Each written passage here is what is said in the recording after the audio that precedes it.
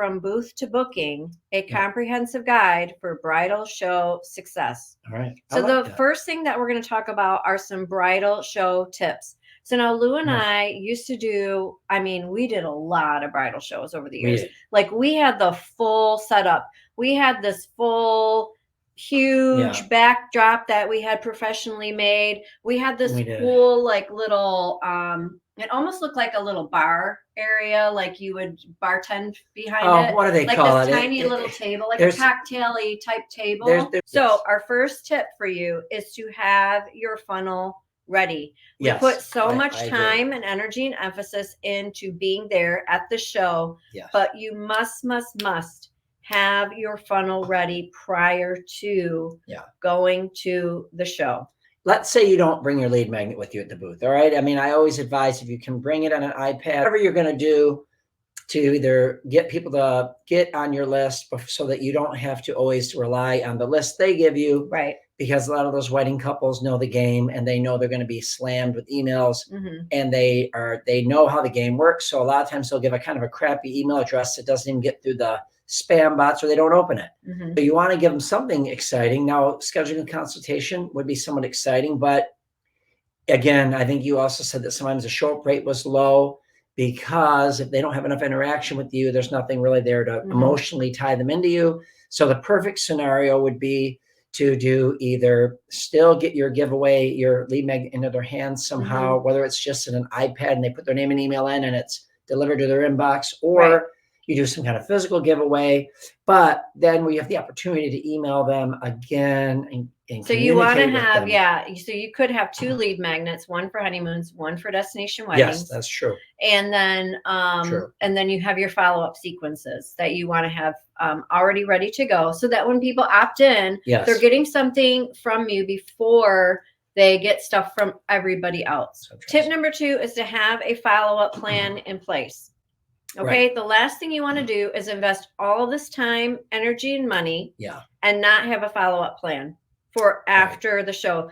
There really is fortune in the follow-up. And the same thing is true in having a strategy for investing in bridal shows and this being part of your marketing plan. So one of the things that we did, we had a live event that we invited people to. So have something like that that you're going to have like as a next step, as a follow-up plan for after the event that is going to re-engage, reignite, or something of that nature, right? We don't want to just leave it to chance, and it's not just a one and done.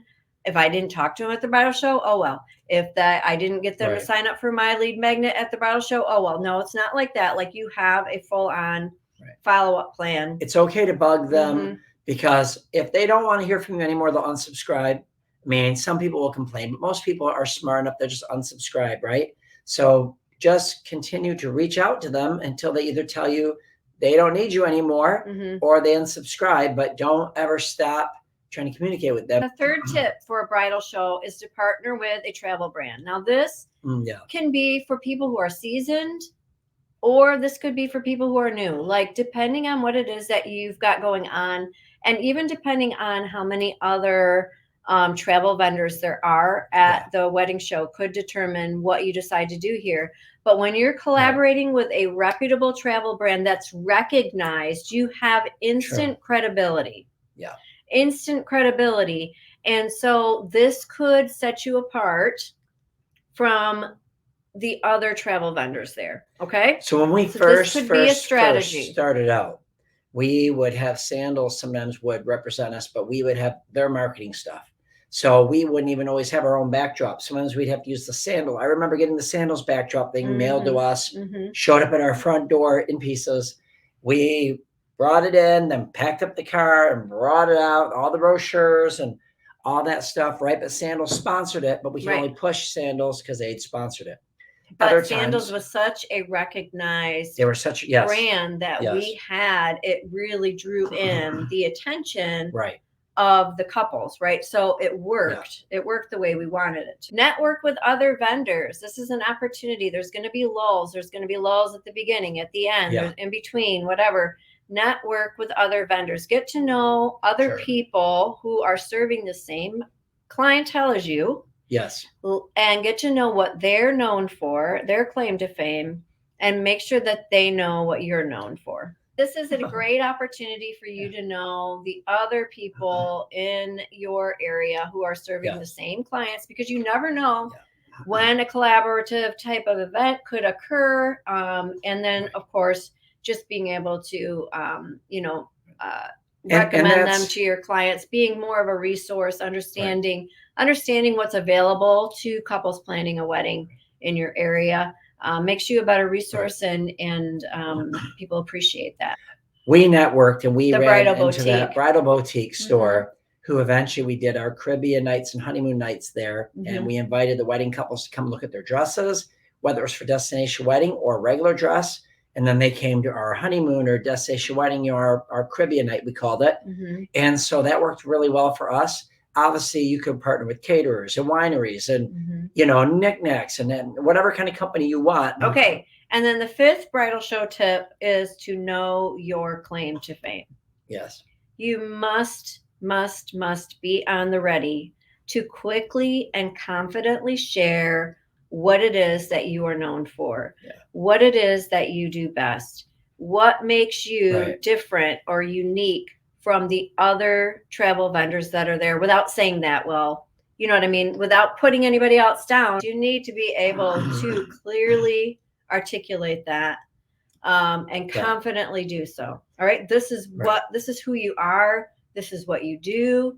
And, and you're sharing it in a different way than just like, oh yeah, I'm a travel agent and I do honeymoons and destination weddings. Like, there's no difference between you and somebody else when you say it that people way. will ask you that. Must know your claim to fame. Now we're going to move into some booth tips. These are going to be fun. So get your pen and paper ready if you haven't already been taking notes, but some booth tips to help you really stand apart, be set apart, all of those fun things. So tip number 1 is to keep it simple but showy.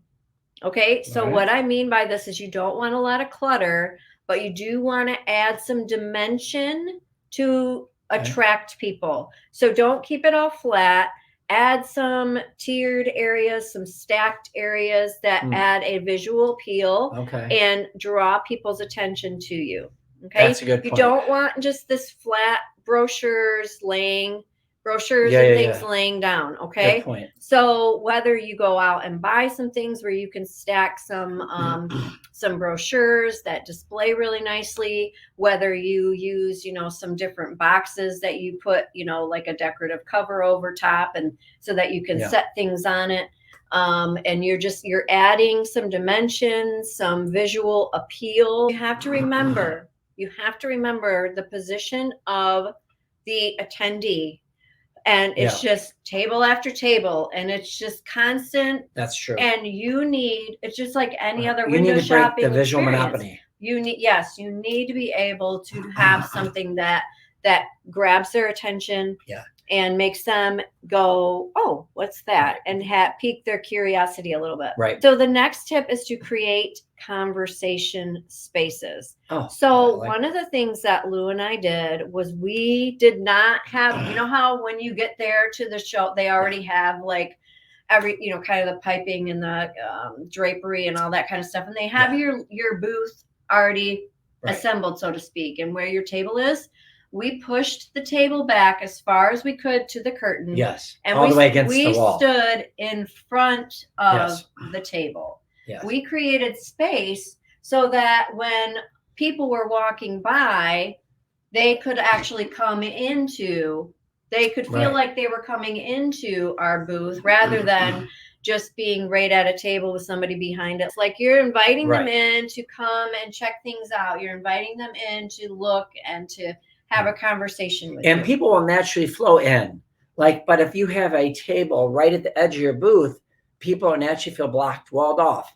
So they're going to walk by. They might say hi to you, but they're going to keep walking. But if you're pulling it in, they're going to see it. It's going to be this natural kind of like a funnel, and kind of like pouring like water. It helps them get outside of the traffic, the flow of traffic. Yes. So that they actually can. You pull them out of the river of people. Freely look at your stuff, freely chat with you, and feel like they're not in the way of anybody else. Last tip that I have for booth tips, I'm going to share a few different ideas to draw people in. You need to draw people in. So here are a few ideas that I came up with. So one idea is to host a drawing for a free gift to incentivize that engagement. Okay. Right. Yep. So you can have your own like one-time drawing for people who attend that show, and maybe it's maybe it's a voucher for Delta Airlines. Maybe it's a cute little basket with a sun hat and a beach towel and sunscreen. Maybe it's a really nice carry-on luggage. Like, look for deals. Sure. And if you find some really cool things, then do that. Or maybe it's just like a date night package with some wine, and I don't know. Sure. Whatever it is that you want to do, but have a drawing. So that's a way to draw people in, because you want them to be able to fill out something. You want to be able to start that conversation with them. Another idea to draw people in is to set up a photo backdrop with props. That's a good idea. Encouraging attendees to take photos and tag you for a drawing entry.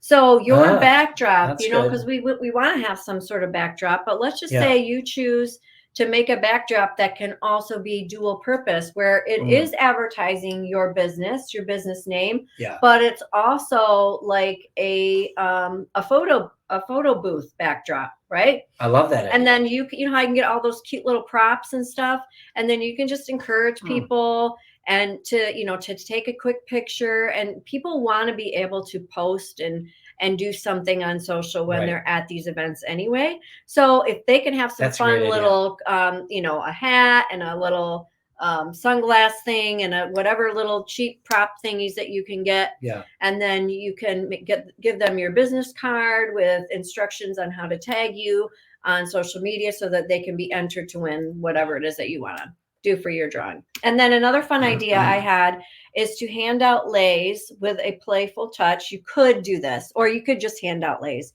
because once you start putting lays on people and they're walking around, other people are gonna be like, where'd they get that? I want one of those, right? Yeah. But the fun little quirky thing that I came up with was, when was the last time you were late? So it's just like a fun little conversation starter, just an icebreaker. Everybody laughs, everybody enjoys it. They already like you because you made them laugh. And so then one last idea is to introduce a game that attendees can play, making your booth interactive and memorable. So whatever, maybe you're going to have like some random jar of seashells, and guess how many seashells are in the jar. You know how people like to do those things, or a spinning wheel where it tells them where they're going to go on their honeymoon or something, and everybody just like wants to do it for fun and because they want to know where they're going to go, or that's just that's a great idea. Anything that brings in some interaction, anything that gives people more of that something to do rather than just looking at your stuff and engaging. Very first thing we talked about in the bridal show tip was that you want to make sure that you have your funnel in place. If you do not have a funnel, I highly encourage you to grab our free resource, The Ultimate Checklist to Increase Your Destination Wedding Leads. Okay, it's the same information can be for any type of travel leads. To be honest with you, we just title it Destination Wedding Leads. So honeymoons, that sort of thing. But if you don't have that free resource of ours, grab that. brideattract.com, because you do need to make sure that you have your funnel set up before you go to the event.